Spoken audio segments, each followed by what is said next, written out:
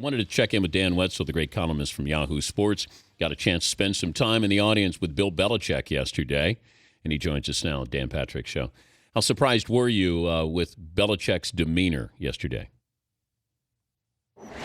I was of the group that thought he would say something and, offer up some condolences and discuss Aaron Hernandez and how he became a Patriot a little bit. But I certainly never saw that long of a deal coming. He had a 7-minute opening statement. He had prepared remarks, but he also stepped off of those and made comments that weren't written down. You could tell.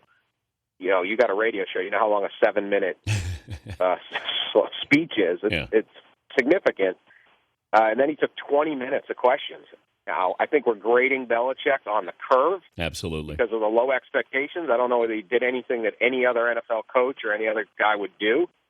But I also was of the belief he didn't really owe the media anything. But I thought he was, contrite. He was appropriately emotional. You could tell it affected him. He was a little rattled by the whole Aaron Hernandez thing, and he answered as many questions as he possibly could. So I thought he did a very good job on that, and I think it's gone to very positive reviews around New England. I don't think he owed the media anything. I agree with you. I think he owed Patriot fans an explanation, or just, let's take down this wall that I have in front of me normally at these press conferences to let you know how I feel about our team and the people we're bringing into this community.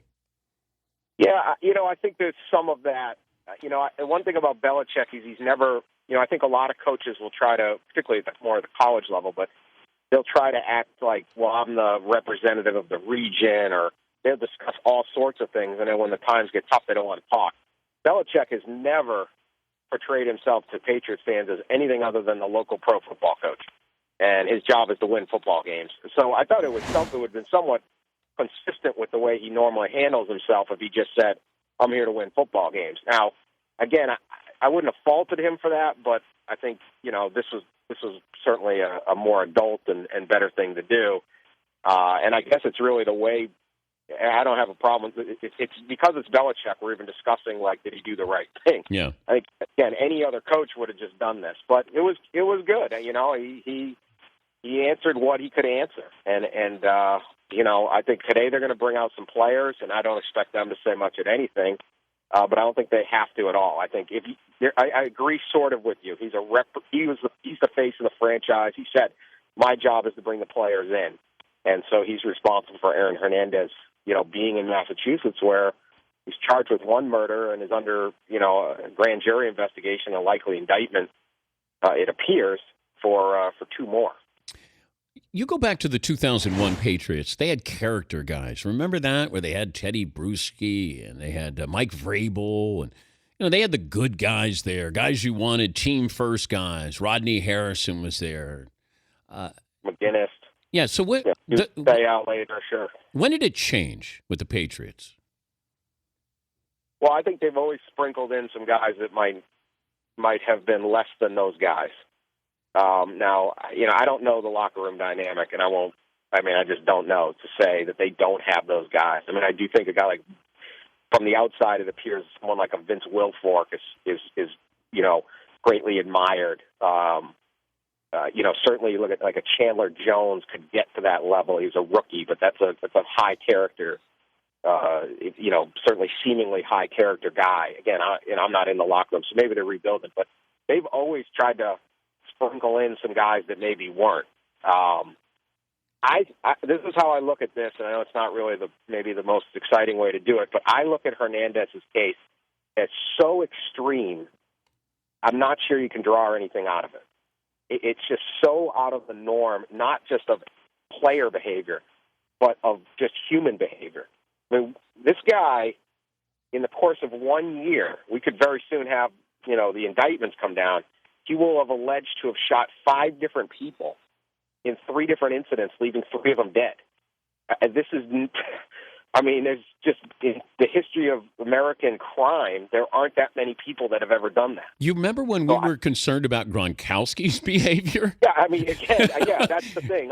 I'm more concerned if it's hey, honestly, as a football, if I was looking at the culture of a football program, and please don't take this the wrong way, but a bunch of players like Gronkowski partying or whatever, that actually might tell me more than this. This is just crazy. This is just absolute. We've never seen a criminal like this in professional sports. I mean, if this is what he gets charged with, and obviously all allegations, but 3 murders in 2 different incidents, I mean, this is so nuts. I don't know if you can look at it and say, well, the Patriots should do this, because it just, how would you even know, assume, or prevent something this absolutely crazy? He's Dan Wetzel from Yahoo Sports joining us, Dan Patrick Show. This is, I love hearing this when coaches and GMs try to spin it a certain way. You know, Aaron Hernandez, you couldn't take a risk on him in the first or second round. But you could in the 4th round. Now, I'm not saying you knew that he was capable of this, but you still knew he was a risk no matter when you take him. Oh, we're not going to take him in the 1st or 2nd round. 4th round? Hell yeah, we're all in. Aaron Hernandez, he's our guy. Do the Patriots change, though, Danny, when it comes to, can they change where they're going to go, we're not, we're going to be looking at character. That's really important. Does that come down from Mr. Kraft? Does Belichick say, I'm not going to go through this again where I have to answer questions about behavioral issues?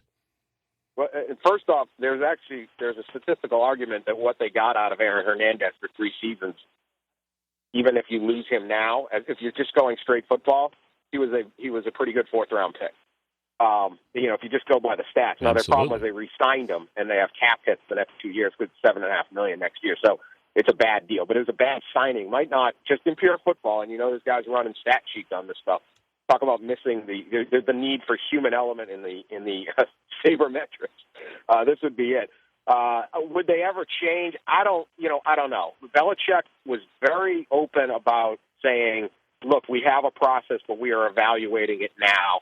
I think there's real concern, and maybe it's coming from Robert Kraft specifically, that, what did we miss? What red flags are we missing? Are we weighing, however you make the decision on stuff, are we weighing this too lightly? Belichick was really open about that, and he would never discuss how the Patriots do anything, in other circumstances. So that was pretty interesting. I think the proof comes inside that war room when they make a decision. Well, what about this? It's easy to say now, we're gonna be a little this or that, but you can't. This is the NFL. Someone else is going to take him. I mean, you got to roll the dice sometimes. How do you think he reacts when Urban Meyer calls and says, "Boy, I got a great player for you"? I think. Well, he said different opinions get more and less value, and Urban's might be a little lower now. No, I don't know. How would Urban know either, though? In fairness, again, this is so extreme behavior. I don't know how anyone could possibly. But you got a better chance of knowing a kid in college than you do in the NFL, because the pros, they go their own way. In college, I can keep an eye on you. You got a roommate. Somebody knows something about somebody. And these guys are all control freaks, so they're able to keep an eye on this. And every great coach that I've been around is a control freak. So I would guess Urban Meyer had an idea about Aaron Hernandez just being a bad guy, not a burner. Right, but you might have thought this is a guy who might